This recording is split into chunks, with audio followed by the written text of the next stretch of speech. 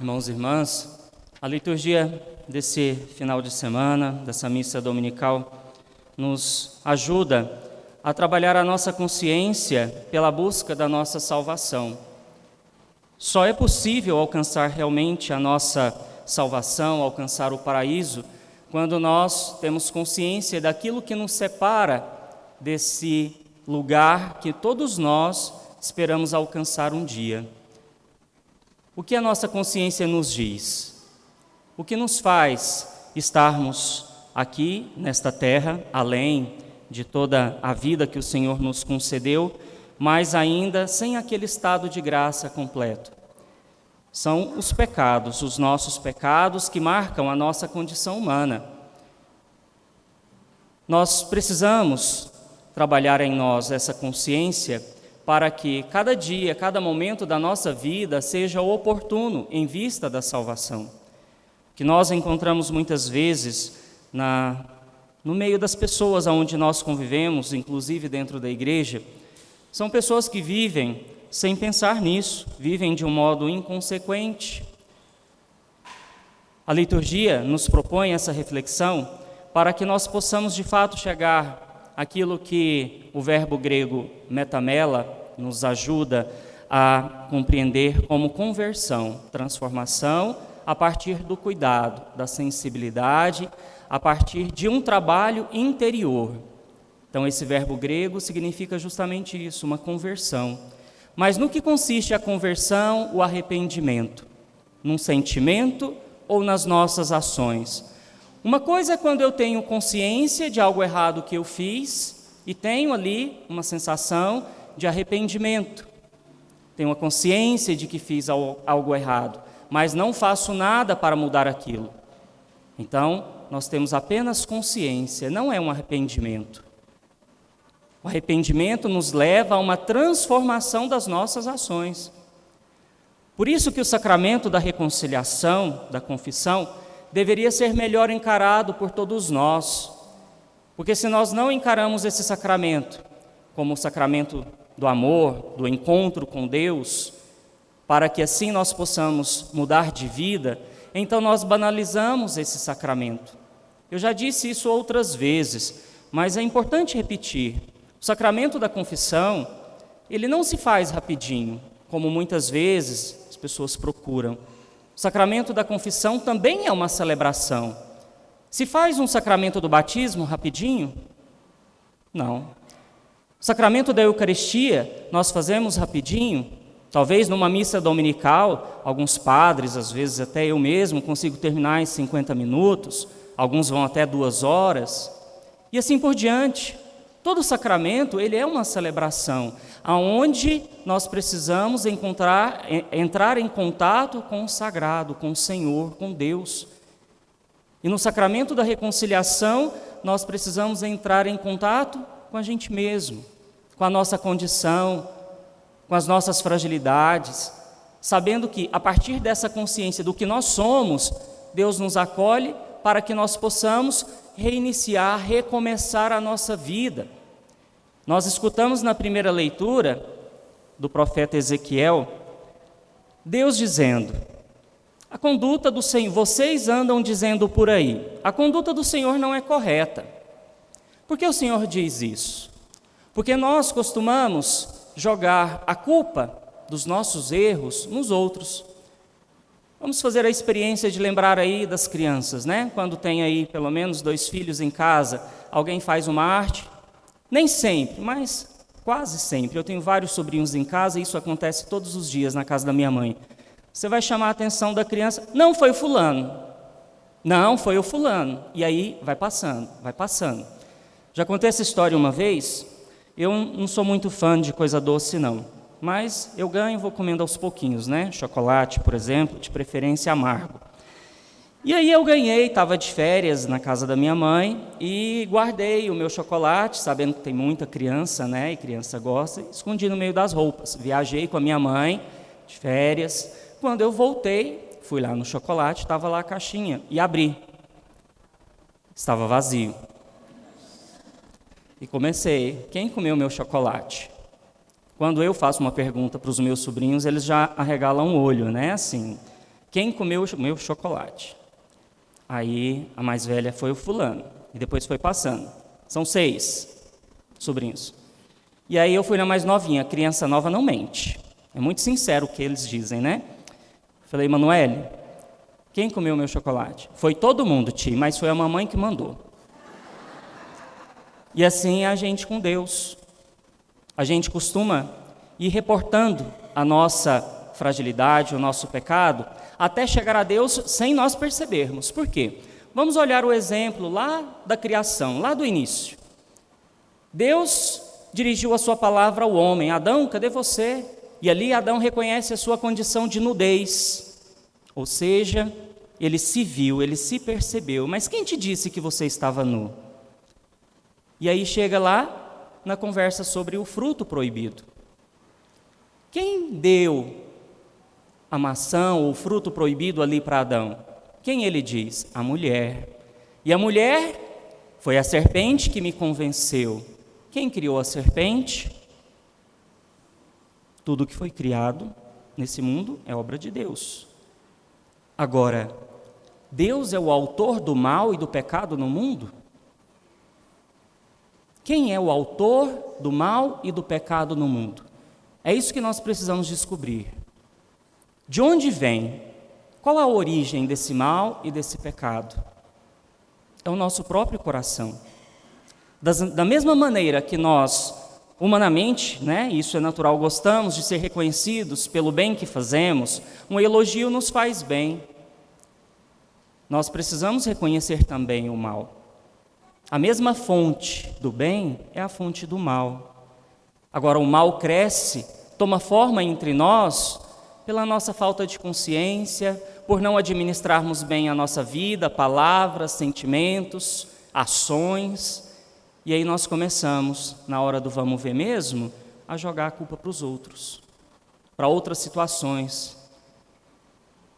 Aí, voltando ao sacramento da confissão, a gente escuta uma homilia para cada pecado, quando a gente vai fazer uma confissão, bem feita. Aí o penitente faz uma homilia para explicar cada pecado. Basta, fiz isso, isso, isso, isso. Na primeira pessoa, eu fiz. Excelente. É uma forma de se colocar nu como Adão diante de Deus. Despojar-nos de tudo o que nós somos, o que nós temos, e reconhecer a nossa verdadeira condição de seres humanos. E não fazer o que nós escutamos aqui na primeira leitura. Quem está errado? Sou eu ou são as vossas ações? É o questionamento do próprio Senhor. Assim diz o Senhor.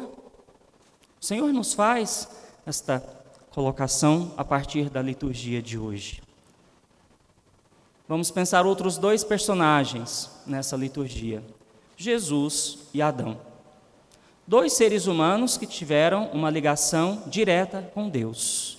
Um por existir junto de Deus desde o princípio, Jesus, e Adão, que foi criado a partir das próprias mãos de Deus, como nos diz a Escritura, foi moldado por Deus, recebeu nas suas narinas o sopro da vida, o hálito de Deus.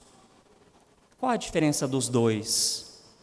É a mesma que nós vemos no Evangelho de hoje. O filho desobediente, obediente, e o filho obediente, desobediente. Aonde nós nos encontramos? Precisamos ir olhando esses sinais, essas imagens no nosso cotidiano, para que de um modo concreto nós possamos alcançar uma conversão sincera, uma conversão concreta, a partir desta consciência e do arrependimento que nos levam a um processo de transformação. Santo Agostinho tem uma frase mais ou menos assim: aquele Deus que vos criou sem a sua resposta, a partir da sua própria vontade, não te salva sem a sua vontade, sem a sua resposta. Por isso, a salvação tem que ser um desejo e uma convicção nossa, uma busca sincera. E aí nós vamos construindo o nosso lugar no reino de Deus. Vamos alcançando cada vez mais um lugar próximo do Senhor.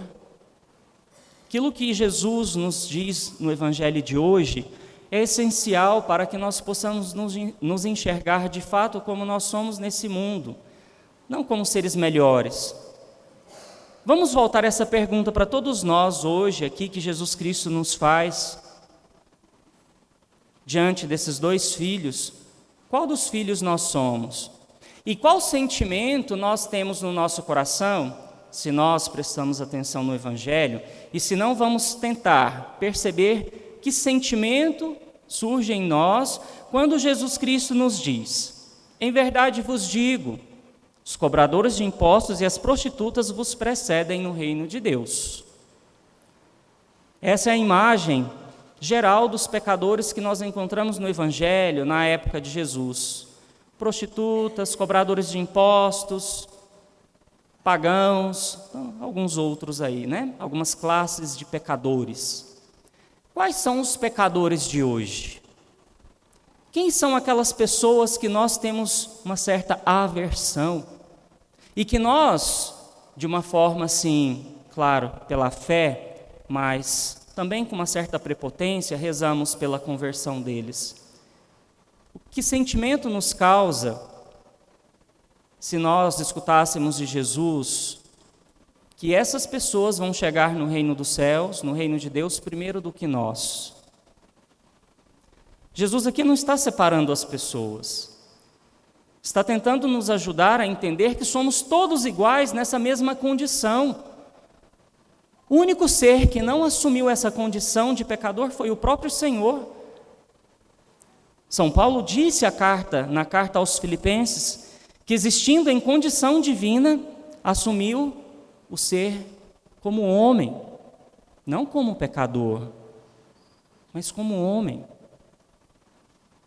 E aí nós precisamos de fato olhar para nós mesmos, seja de um modo individual, mas também de uma forma comunitária e fraterna, na mesma condição.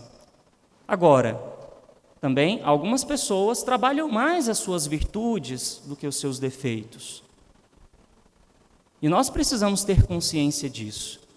Não existe uma pessoa completamente boa que não tenha pecados, e nem uma pessoa completamente ruim que não tenha também as suas qualidades. Um filho que dê tanto trabalho, ele ainda é um filho amado pela sua mãe, é o seu menino, é a sua criança. Então, nós precisamos nos olhar mais como filhos e filhas iguais uns aos outros, com o mesmo objetivo, que é alcançar esse reino, alcançar a nossa salvação. Nós devemos ter também entre nós a capacidade da corresponsabilidade de nos ajudarmos em vista desse prêmio que é prometido a todos nós. Agora, cada um vai assumir diante de Deus aquilo que é próprio da sua existência nesse mundo, a partir dos seus pecados. A única coisa que nós vamos apresentar diante de Deus, no dia em que o Senhor nos chamar, são as nossas boas obras e os nossos pecados. E se fosse hoje, o que ia pesar mais? Então, por isso, nós precisamos perceber qual tem sido a nossa prática do Evangelho. Essa busca concreta por conversão, por uma transformação. Deixai morrer as coisas do mundo e abraçai as coisas do alto, também nos ensina São Paulo. O que nós estamos deixando morrer nesse mundo? São as coisas que nos levam a Deus ou são as coisas que nos prendem a esse mundo? Então, cada um trabalhe no seu interior esse exame de consciência, essa autoavaliação, para que nós possamos nos reconhecer como esse filho que, mesmo diante da palavra desobediente que ele dirigiu ao Pai, nós possamos permanecer fiéis, mesmo não querendo assumir a responsabilidade de edificar o reino de Deus nesse mundo, que nós possamos assumir o nosso compromisso. Irmãos e irmãs, isso é muito sério. Escutar a palavra de Deus, como é dirigida a nós, participar do sacramento da Eucaristia, sermos marcados com o sinal do Salvador no nosso batismo, nos coloca numa posição diferenciada. Nós não precisamos esperar comprometimento de pessoas que não fazem parte desse rebanho. Nós precisamos assumir a nossa responsabilidade, ter consciência daquilo que compete a cada um de nós, para que assim a palavra de Deus tome forma em nós, a partir de nós, para o mundo, para a família, para a igreja, para que sejamos de fato um sinal visível da presença de Cristo nesse mundo. Então, que a liturgia de hoje nos ajude a encontrar o caminho da conversão, de uma mudança concreta e sincera das nossas ações, para que as nossas ações, o nosso testemunho também sejam edificantes. Louvado seja nosso Senhor Jesus Cristo. Para sempre seja.